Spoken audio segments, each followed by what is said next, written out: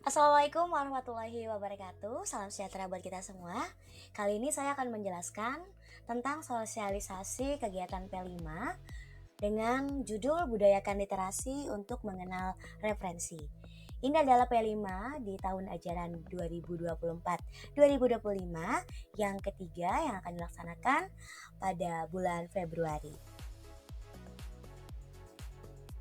Pelaksanaan di Dinas Perpustakaan dan Kearsipan Kota Samarinda di Jalan Kesuma Bangsa, nomor 5, Kelurahan Dadi Mulia, Kecamatan Samarinda Ulu di Kota Samarinda. Kegiatan berlangsung 2 hari, kelas 7 pada hari Senin 24 Februari 2025 dan kelas 8 dan 9 di hari Selasa 25 Februari 2025. Untuk lebih rinci, jadwal pelaksanaan kelas 7 pada hari Senin 24 Februari 2025, waktu pukul 7.30 sampai dengan 10.00 menggunakan seragam putih biru. Kelas 8 di tanggal 25 Februari 2025 hari Selasa, waktu 7.30 sampai dengan 10.00 menggunakan seragam batik kotak-kotak sarung Samarinda. Dilanjutkan di kelas 9 di hari yang sama 25 Februari 2025 pukul 10 sampai dengan 12 dengan seragam batik kotak-kotak sarung Samarinda. Jadi pada hari Selasa ada 2 sesi 1 untuk kelas 8 dan sesi 2 untuk kelas 9. Adapun tujuan dari P5 yang pertama adalah meningkatkan minat literasi, membiasakan diri untuk berkunjung ke perpustakaan, mencari referensi buku yang berhubungan dengan kegiatan belajar. Dan tentu saja manfaatnya yang pertama memotivasi peserta didik untuk berliterasi, dan kedua membuat rutinitas baru yaitu berkunjung ke perpustakaan dan memudahkan peserta didik untuk mencari referensi. Agar mengefektifkan dan mengefisiensikan, maka dilakukan pembagian tema untuk setiap kelasnya, yaitu tema kelas 7A, 8A, dan 9A, mencari buku dengan tema meningkatkan iman dan takwa. Berikutnya, kelas 7B, 8B, dan 9B, mencari tema anti perundungan.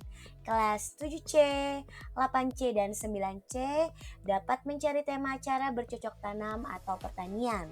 Dan dilanjutkan kelas 7D, 8D, dan 9D untuk mencari tema cara bijak menggunakan teknologi. Dan kelas 7E, 8E, dan 9E akan mencari tema gaya hidup sehat. Terakhir, kelas 7F, 8F, dan 9F akan mencari tema buku tentang sekolah siaga kependudukan.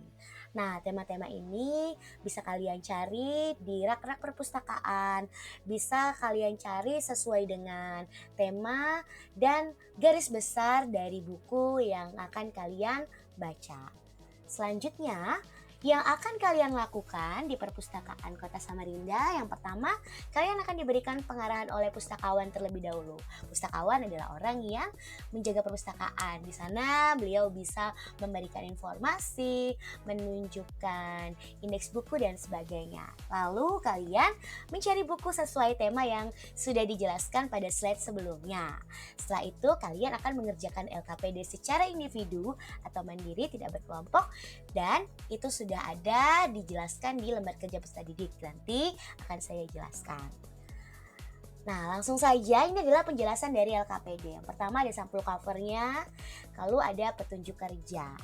Lalu di bagian penjelasan LKPD yang pertama yaitu lembar kerja pertama dikerjakan pada saat kunjungan.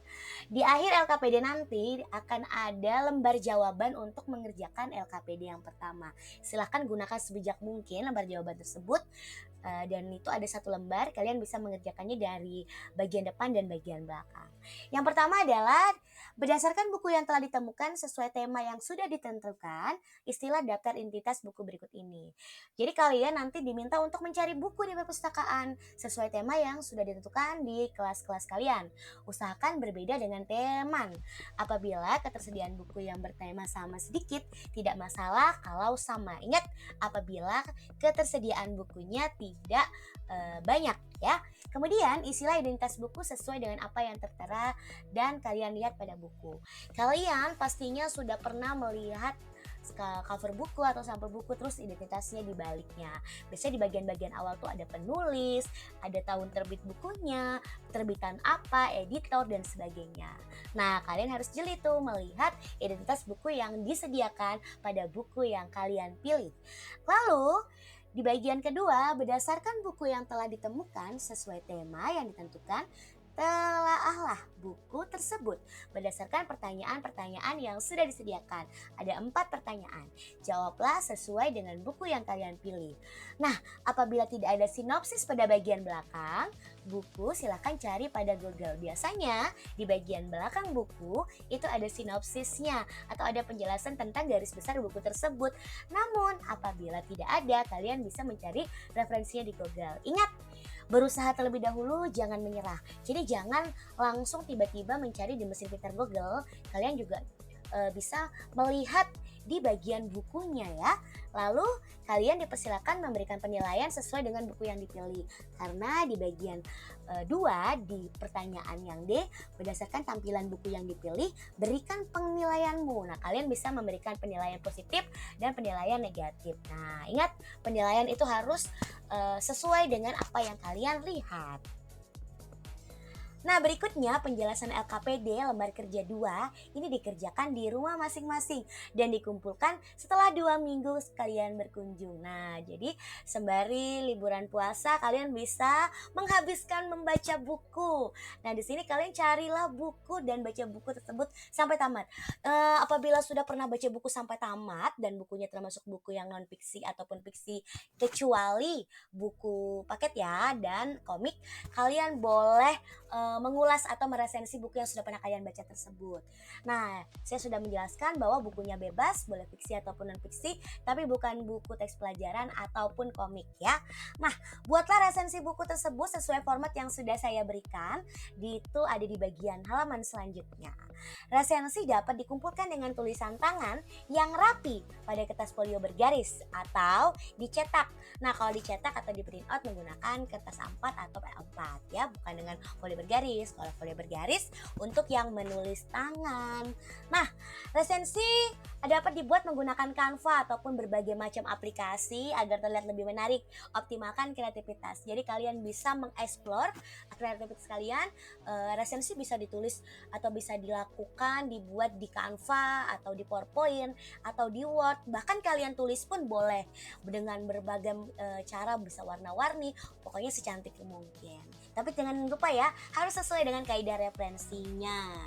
Nah, di sini kalian bisa lihat ini adalah contoh menggunakan resensi. Ini formatnya, ini format paling sederhana yang bisa kalian tiru dan kalau bisa tidak perlu berlebihan.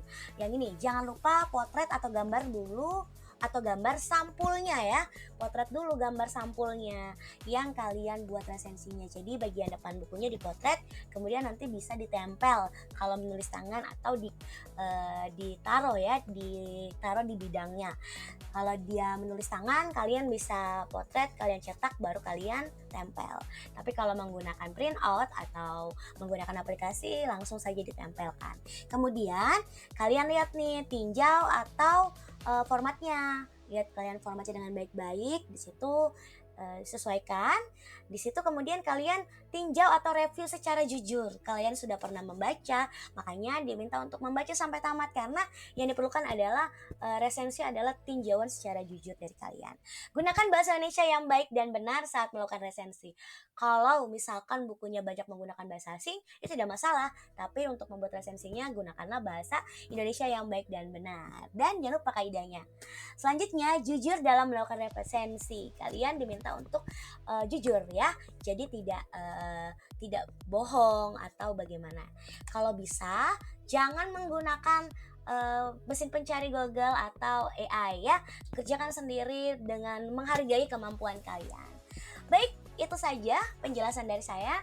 Nanti untuk LKPD lembar kerja yang pertama yang langsung dikerjakan di perpustakaan bisa dikumpul kepada wali kelas, dan untuk LKPD yang kedua juga dikumpul kepada wali kelas di saat 2 minggu setelah kunjungan. Nanti akan ada informasi kapan harus mengumpulnya.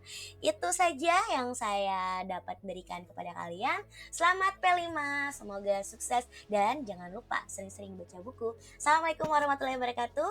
Salam sejahtera.